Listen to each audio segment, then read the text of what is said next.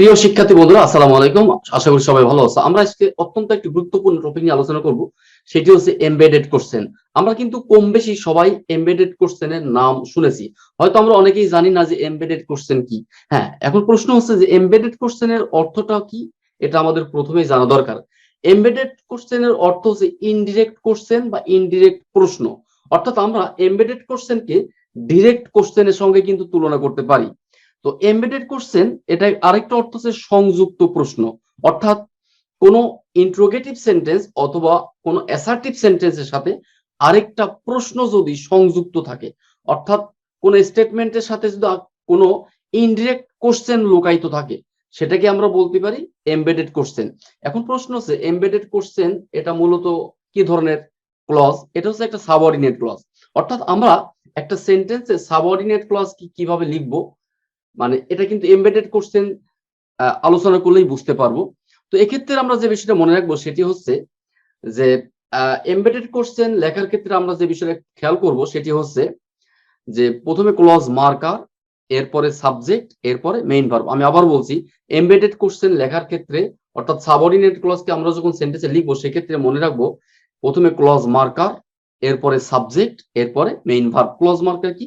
Clause marker হচ্ছে যেমন যে মার্কার গুলো বা চিহ্নগুলো দেখে ক্লজকে আইডেন্টিফাই করা যায়, যেমন ডাব্লিউএইচ কোশ্চেন, যেমন ডাব্লিউএইচ ওয়ার্ড যেগুলো আছে, হোয়েন, হাউ, হোয়ার, হোয়াট ইত্যাদি।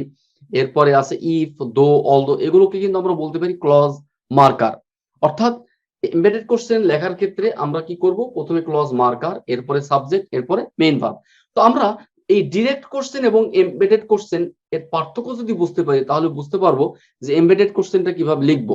যেমন এখানে খেয়াল করো, বোর্ডে তোমরা প্রথমে খেয়াল করো যে আমি এখানে লিখছি ডিরেক্ট কোশ্চেন কি, হোয়ার ডাজ হি লিভ, অর্থাৎ সে কোথায় বাস করে। এটা কিন্তু একটা সরাসরি প্রশ্ন, অর্থাৎ ডিরেক্ট কোশ্চেন। এক্ষেত্রে আমরা এটা ক্লজ মার্কার, এরপর অক্সিলারি ভার্ব, এরপরে সাবজেক্ট, এরপরে মেইন ভার্ব। তাহলে কি এর প্রথমে আমরা একটা ইন্টারোগেটিভ অ্যাডভার্ব লিখেছি যেমন হোয়ার, এরপরে অক্সিলারি ভার্ব লিখেছি, এরপর সাবজেক্ট হি লিখেছি, এরপরে লিভ, মেইন ভার্ব। কিন্তু আমরা যদি এটাকে এমবেডেড কোশ্চেন বা ইনডিরেক্ট প্রশ্ন আকারে লিখি তাহলে কিভাবে লিখবো?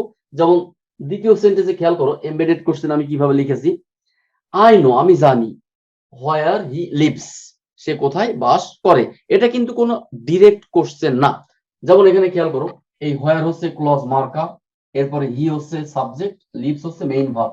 তাহলে কি হলো, clause marker, subject, main verb. এটা কিন্তু অত্যন্ত গুরুত্বপূর্ণ যে clause marker, subject, main verb, যে স্ট্রাকচারটা আমি এখানে লিখেছি খেয়াল করো, clause marker plus subject plus main verb.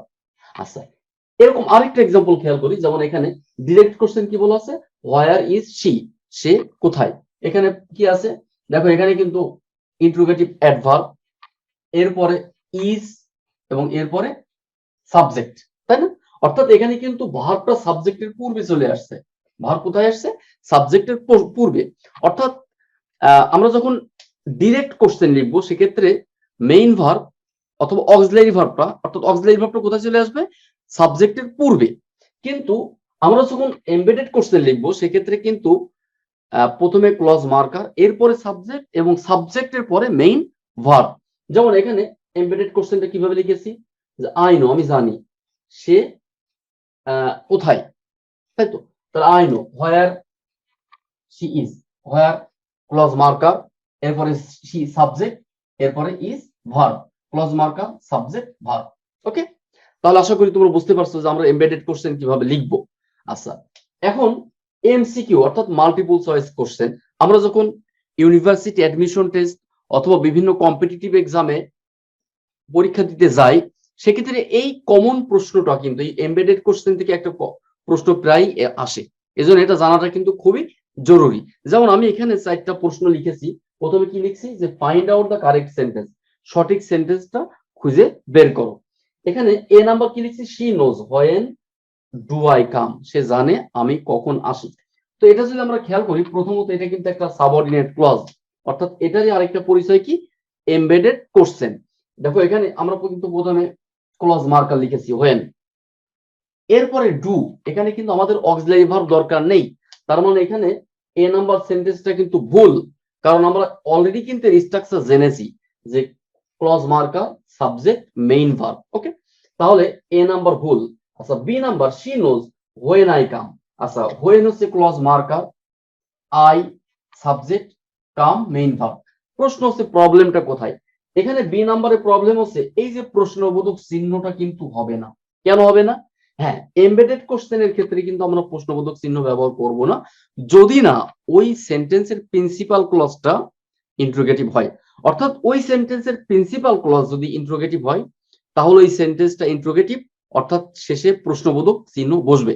কিন্তু প্রিন্সিপাল ক্লজ যদি ইন্ট্রোগেটিভ না হয়, অর্থাৎ প্রিন্সিপাল ক্লজ যদি অ্যাসার্টিভ সেন্টেন্স হয়, সেক্ষেত্রে আমরা কিন্তু অবশ্যই কোনো প্রশ্নবোধক চিহ্ন ব্যবহার করব না।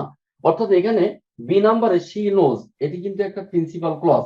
এই প্রিন্সিপাল ক্লজটি কিন্তু একটা অ্যাসার্টিভ সেন্টেন্স, অর্থাৎ এটি কিন্তু কোনো ইন্ট্রোগেটিভ না। এই কারণে আমরা কিন্তু শেষে প্রশ্নবোধক চিহ্ন ব্যবহার করতে পারবো না। ওকে, আচ্ছা, সি নাম্বার খেয়াল করো, ডাজ শি নো, সে কি জানে। দেখো এখানে এই যে ডাজ শি নো, এটি কিন্তু একটা প্রিন্সিপাল ক্লজ, এবং এই প্রিন্সিপাল ক্লজটি কিন্তু ইন্ট্রোগেটিভ সেন্টেন্স। তার মানে এখানে হোয়েন আই কাম, আমি কখন আসি, when clause marker, I subject, come main verb. তাহলে এই সি নাম্বারের শেষে কিন্তু একটা প্রশ্নবোধক চিহ্ন হবে, তাহলে কিন্তু এই সেন্টেন্সটা সঠিক হতো। যেহেতু প্রশ্নবোধক সেন্টেন্স নেই, এটা ভুল। আচ্ছা, সর্বশেষ ডি নাম্বার খেয়াল করো, শি নোজ, সে জানে। এই শি নোজ হচ্ছে প্রিন্সিপাল ক্লজ, এবং when clause marker, I subject, come main verb. অর্থাৎ এই ডি নাম্বার সেন্টেন্সটা কিন্তু সঠিক, কারণ এখানে clause marker, subject, main verb এই অর্ডার ফলো করা হয়েছে, এবং শেষে কিন্তু প্রশ্নবোধক চিহ্ন বসবে না। ওকে, তো আশা করি এই গুরুত্বপূর্ণ টপিকটা তোমরা অত্যন্ত সহজভাবে বুঝতে পেরেছো। তো এই ভিডিওটা তোমরা ভালো লাগলে চ্যানেলটাকে অবশ্যই সাবস্ক্রাইব করে রাখবা, এবং পরবর্তী ভিডিও দেখার আমন্ত্রণ জানিয়ে আজকের মতো এখানে বিদায় নিচ্ছি। সবাই ভালো থাকো, সুস্থ থাকো। আসসালামু আলাইকুম ওয়া রাহমাতুল্লাহ।